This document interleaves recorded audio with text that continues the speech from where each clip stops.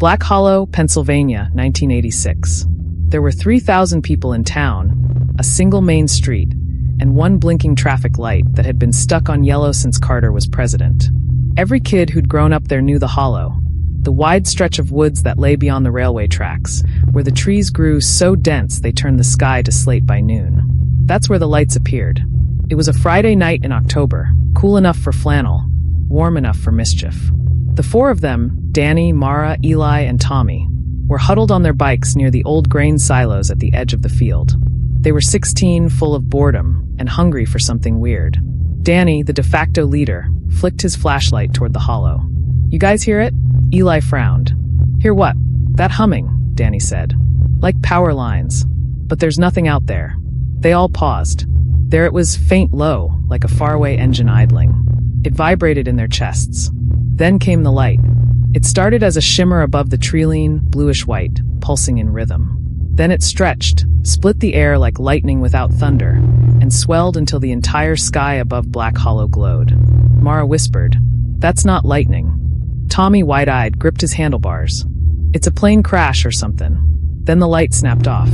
The night went dead silent. Only then did they realize the crickets had stopped. The dogs in town weren't barking. Even the wind had stilled. Eli was the first to speak. "Let's not tell anyone about this yet." Danny smirked. "You kidding? This is the best thing that's happened in months." But Mara wasn't looking at the sky anymore. She was staring at the field. Because something was glowing there, something small and moving toward them. They thought it was a trick of the flashlight beam, a scrap of metal reflecting light.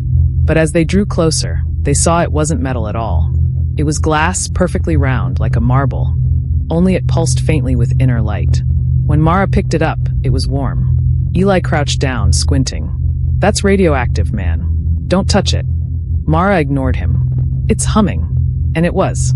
A soft vibration that seemed to travel up her arm and settle behind her eyes. For a split second, she thought she heard whispering. Not voices exactly, but overlapping sounds like words trying to form. Then she dropped it. The light dimmed. The humming faded. Danny crouched beside it. "We're keeping that." "Are you insane?" Eli said. "We don't even know what it is." Danny grinned. "That's why we keep it." They wrapped the orb in Mara's denim jacket and stuffed it in the backpack.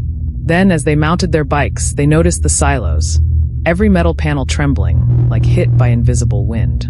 The air felt thicker, charged. Tommy's voice cracked. "We should go." And they did, pedaling hard into town, trying not to look back. The moment they crossed the railroad tracks, the humming stopped. None of them said a word the rest of the ride home. The next morning, the Hollow was crawling with police. Danny had expected that.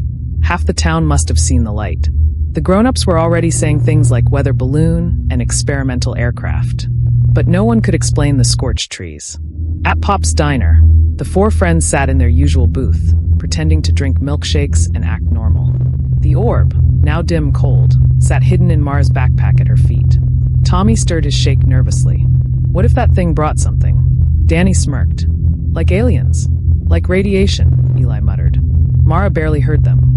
She kept glancing at the man sitting alone at the counter, tall in a dark coat, reading a newspaper upside down. He hadn't been there when they came in. But when she looked again, his head tilted, almost like he could feel her eyes. Danny followed her gaze. "Who's that?" The man turned slightly, revealing a face that was somehow wrong. Not scarred, not deformed, just wrong. His features didn't quite fit together. His eyes didn't blink. His mouth moved faintly, though he wasn't speaking. Mara whispered, "He's watching us." The man stood abruptly, dropped $1 on the counter, and walked out. But as he passed the window, his reflection didn't follow. They followed him. Because of course they did. They were 16 and stupid and alive. The man walked north out of town, up toward the ridge road that overlooked the Hollow. When he reached the guardrail, he stopped and turned. He didn't seem surprised to see them. "You shouldn't have taken it," he said. Danny frowned. "Taken what?" The man pointed toward Mara's backpack. His hand trembled just slightly. "The light isn't a thing," he said. "It's a door." Then, without another word, he stepped backward, over the guardrail, and vanished. No scream. No fall. Just gone. Mara dropped the backpack, and from inside it, the faint humming began again. By Sunday, Black Hollow wasn't right. The local radio station played nothing but static between songs. Streetlights flickered all night long, even during clear weather. And 3 people, the school janitor, the postman, and old Mrs. Carlyle from the hardware store, had been found wandering the fields near the hollow at dawn, eyes open, pupils blown wide, whispering the same words. "The door is open. The door is open." Mara hadn't slept. The orb was on her dresser, wrapped again, but it didn't stay quiet. Sometimes it thumped softly, like a heartbeat. Sometimes she swore she saw it glow faintly even through the denim. At noon, Danny showed up at her window, jittery and pale. "You've been hearing it too, right?" She nodded. "I think it's calling to us," he said. "I dream about it every night now. The light. The trees bending backward." Mara hugged herself. "We have to tell someone." "Who?" Danny asked. "The cops think it's swamp gas. My dad says it's the Soviets." She gave a humorless laugh. "You're saying we just wait?" He shook his head. "We finish it. Whatever it is, we end it." That evening, they met behind the old water tower. Eli came armed with his father's Polaroid camera, Tommy with his walkie-talkie and a bat. Danny brought a crowbar, because that's what kids from Black Hollow brought when they didn't know what else to bring. The sky was bruise-colored. Crickets screamed like static. Mara unwrapped the orb. It pulsed once, softly, as if glad to be free. Eli raised the camera. "Do it again," he said. "Maybe it reacts to light." He snapped a photo. For a split second, the orb flashed white, and the instant image developed black. No outlines, no faces, just total darkness. Then the hum came back, louder now, a pressure in their chests, in their teeth. The grass around them started to flatten outward, ring by ring, as if something invisible was pressing down from above. Tommy whispered, "Oh no. Oh no, it's starting again." And the light returned. Only this time it wasn't just above the hollow. It was everywhere. The night turned to daylight in an instant. The sky glowed with that same impossible blue-white, a light that seemed to come from nowhere, or everywhere. Trees swayed though there was no wind. The air buzzed like radio static. Then, in the light, shapes began to move. Not people. Not animals. Silhouettes, too tall, too thin, their outlines flickering as if they couldn't quite hold together. They moved between trees, each step blurring, like the space around them was folding. Mara dropped the orb. It didn't fall. It floated inches above the ground, spinning faster and faster, until it became a blinding sphere. The sound, the hum, grew so loud it was almost speech. Danny shouted over it. "We have to close it. Throw it back." "How?" Eli yelled. "We don't even know what it is." But Mara knew. Somehow she knew. "It wants to go home," she said. "That man, he said it was a door. Maybe it's trying to go back through. Or maybe it's trying to bring something through." Eli shot back. The light from the orb spread until they couldn't see the ground. Their shadows twisted upward, stretching like smoke. Then silence. For a heartbeat, everything froze.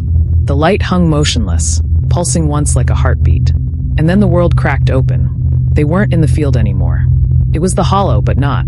The trees bent in impossible angles. The stars were wrong, spinning slowly like eyes. The air shimmered liquid-like, and voices whispered from nowhere. Danny's voice was small. "Where are we?" Tommy pointed upward. That's Black Hollow, isn't it?" But up there. They were underground, yet above them was the town, seen as if through glass. The streets, the diner, the flickering lights. Time itself seemed to stutter. And in front of them, the silhouettes stood waiting. The nearest one spoke, though its mouth didn't move. "You called. We heard." Mara tried to step back, but her legs wouldn't move. The air was thick like syrup. The orb hovered beside her, spinning faster. "We were closed away," the voice said. "The light is our gate. You opened what was sealed." Eli stammered. "We didn't mean to." Meaning is irrelevant. One of the shapes reached out, long fingers of static and smoke. It touched Danny's arm. He screamed. For a flash, Mara saw everything. Danny's memories, his fears, his entire life flickering through the creature's hand like film in a projector. Then the shape let go, and Danny collapsed, trembling. The light dimmed. "The door closes with life," the thing said. "One life for one seal." Mara's voice broke. "No, don't."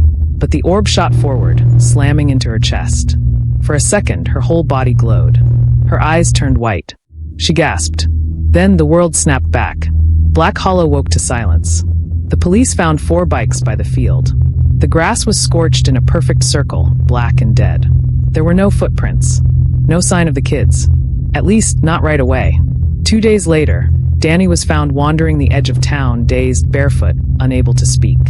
He didn't remember where he'd been, only that he'd seen lights under the ground. Tommy was found a week later, hiding in the old train depot, clutching his bat, whispering about shadows that remember your name. Eli and Mara were never found. The town moved on, as small towns do. They said it was a runaway case, maybe a cult thing. A year later, the story faded into local legend, the vanished kids of Black Hollow. But Danny didn't forget. Every night, he heard the hum again, faint, deep in his walls. Sometimes, when he closed his eyes, he saw the hollow inverted, the trees hanging from the sky. Sometimes he saw Mara, standing in that light, reaching toward him. Then one night, he woke to find his room bathed in a blue-white glow. The same as before. The orb sat on his desk. It pulsed once, like a heartbeat. And from behind him, a voice whispered, "The door is open." 30 years later, they tore down what was left of Pop's Diner to make room for a gas station. The construction crew unearthed something round and glass-like, buried beneath the foundation. They said it was probably an old ornament, maybe a paperweight. But when the foreman picked it up, the power went out across the entire town of Black Hollow. And for a few seconds, the sky above the hollow glowed the color of bone. To be continued. Like and follow for more on Black Hollow.